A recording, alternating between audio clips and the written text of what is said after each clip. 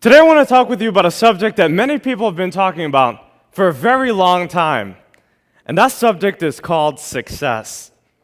You see, success means different things to different people, and what success might mean to me is different than what it may mean to you.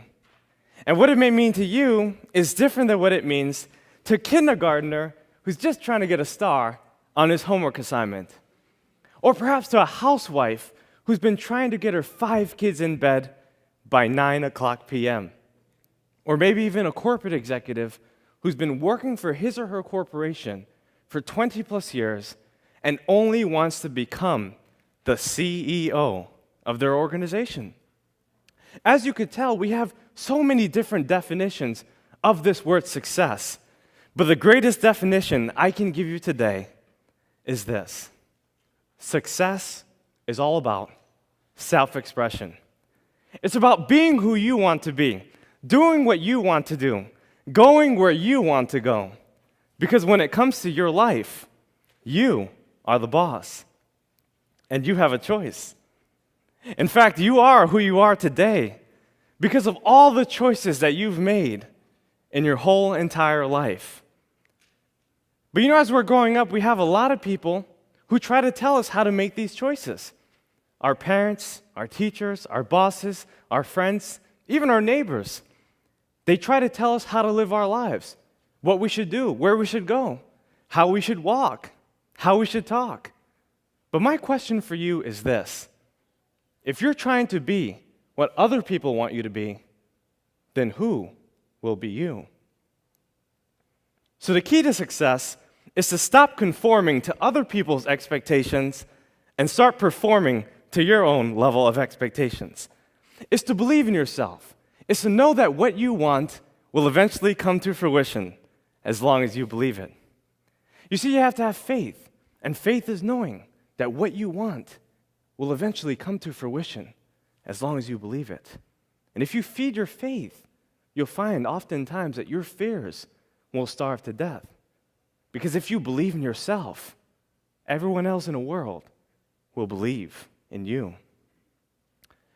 Fortunately, for a long time, I didn't quite believe in myself. Actually, I used to be the kind of person that mothers would often warn their daughters about. And fathers would tell their sons, if you keep doing what Daniel Alley's doing, you're going to end up where Daniel Alley's going. Now, they had some credence to what they were saying, because as you can imagine, your reputation really is your best advertisement. I really didn't have a good reputation, because I was living so far below my potential that I was actually living in my mother's basement. By the age of 21, I had worked over 40 different jobs. I got fired from more jobs than more people had. In high school, I graduated second to last. The last guy, well, he was in jail. I was on drugs for 8 years, and I was confused. I was broke, busted, and disgusted.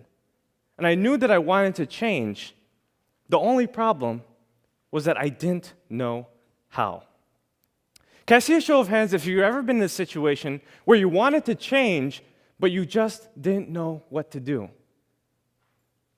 Well, we all have been there. And maybe we're there right now. Well, I discovered that there are only 3 ways that I can make change in my life. 3 ideas I wanted to share with you today that can absolutely revolutionize your life from today. I know these tips work because I've been able to do it myself. By the age of 24, I became a self-made millionaire. I've been able to write 3 books and travel to dozens of countries. I now reach millions of people with my work. I believe that these 3 key principles can change your life, no matter how you define success.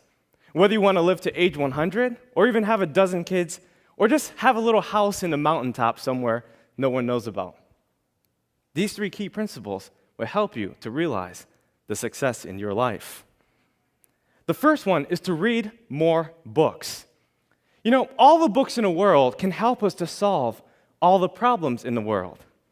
But the truth is that we don't have to read all the books in the world because we don't have all the problems in the world. But we do have to read the books that help us to solve our problems. So for instance, if you wanted to learn about money, you better be reading books that talk about money. Or if you wanted to learn how to manage your relationships or to become a better communicator, There's a lot of books on that. What I'm saying basically is that our libraries are paved with gold, and library cards are free. You see, books are the tools that release the heavens of your mind, and leaders are readers. You see, if you want to succeed, you have to read. Most people in the world read about one book every single year. That book, I would suppose, would be Facebook. And before people even get up and do their thing, before they drink their coffee or read their paper, they read Facebook. But the truth is that if you study miscellaneous things, you get miscellaneous results. You become what you study. What do you study? And where is it taking you? You see, a lot of people come up to me and they say, well, Daniel, I don't really have time to read. I have kids, I have work, I'm a student, I already have so many textbooks, I'm doing so many things, I'm too busy. But if you don't have 10 minutes a day, you're basically saying you don't have a life. We all have time to read. We all have time to pick up a good book and read for ourselves so that we can learn. Look, if you read 10 minutes a day for 30 straight days, that's one book a month. One book a month in 12 months is 12 books a year. You can do in 1 year what most people do in 5 years. Talk about not having time. We all have time to read. Remember, readers are leaders, and the only way you can succeed is if you read. My second suggestion is about getting around the best individuals you can. You see, we're the sum total of the 5 people in which we surround ourselves with the most. We earn the same income. We go the same places. We do the same things. We think the same thoughts. And if you were to look at your 5 closest friends, you've got to ask yourself this one question. Who are my leaders, and where are they taking me? In other words, are my leaders taking me to the place that I would most likely want to be? You see, if the answer is no, then you need new leaders. You need people who are inspiring, people that can help you, lift you up to the goals that transcend your own possibility and your thinking. You have to realize your goals, and you can only do that by getting around the right people. Now, many of us have what I like to call default friends. And default friends are basically people that we see around the neighborhood. People at the grocery store, the gym, the mall, at church, at work, everywhere we go. These are people that we naturally befriend as we start to gain their trust and acceptance. And what tends to happen is that if you're a highly ambitious person and you have really high goals, a lot of these people can't help you reach your goals. So you have to look outside. You have to search for people. I'll give you an example. I had a friend, his name was John, and he was actually a plumber. And his father and him had a pretty successful business, at least it seemed like it. So I asked John, I want to start a business.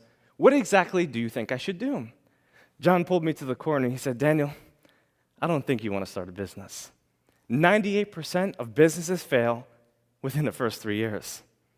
Then he proceeded to tell me about all the reasons why I couldn't do it and why it won't work. He told me how it was so hard working over 100 hours a week, how hard it was to manage payroll, and why the recession was holding him back from getting more clients. As he told me this, I became a little discouraged, a little dejected. And I went home and I thought about it. When I got to my journal, I usually reflect, and I wrote down in my journal that 98% of statistics are made up, including that one. You see, you have to realize that no one's opinion of you can become your reality. And in order to change your reality, you have to change your mentality and the people you surround yourself with. You have to get yourself around people who can help you, people that are smarter than you, people who have gone further than you, people that know exactly what you need to do to get to that next level. You see, the truth is that the people that you're looking for are also looking for you, but you have to find them. You see, sometimes we surround ourselves with strangers and family members who tell us what we can't do. They limit us. And a lot of people have the right intentions, but oftentimes they provide the wrong directions. In other words, they want to help us, but they just don't know how. So get yourself around people who can. A lot of people ask me, well, Daniel, how do you find these people? It's easy. If you follow step 1, which is to read more books, you'll find that in the back of the book, there's the About the Author section.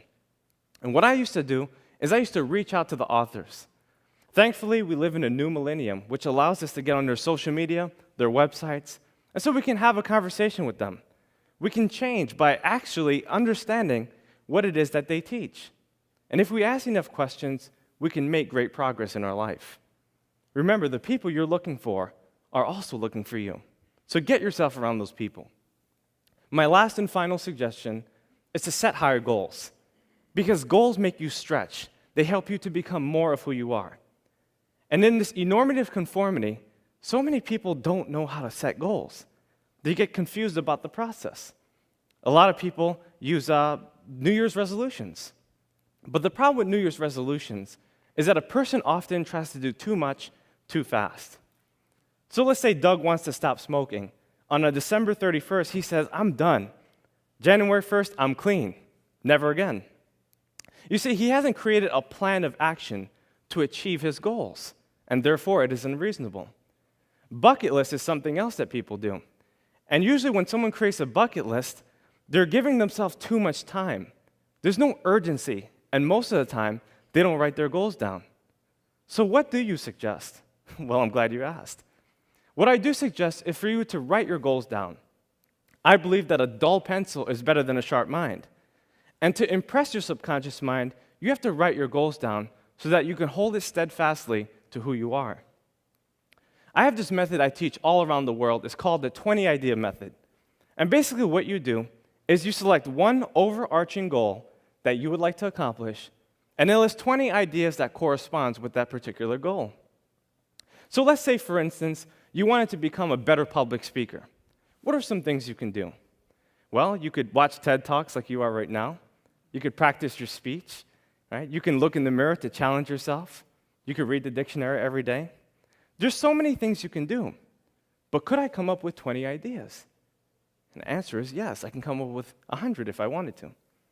Imagine if you did this in every area of your life, financially, for promotions, for your family, and you wrote your goals down every day. You'd be able to accomplish so many things in your life. You see, we have everything we need in order to succeed, but we have to take the things that we have to get more of the things that we want. From the cars that we drive, to the clothes that we wear, to the food that we eat, and the people that we meet. In this depository of diversity, we have everything we need in order to succeed. But we have to believe. You see, when you believe in yourself, you'll find that everyone else in the world will believe in you. And you also have to think big. When you think big, you'll do big, and you'll win big. Well, big is actually the 3 ideas I wanted to share with you today. B, the books that you read. I, the individuals you meet. And G, the goals that you set for yourself. Books, individuals, and goals. That's all you need to accomplish success. Because when you think big, you'll do big. And you will win big, my friends. Thank you.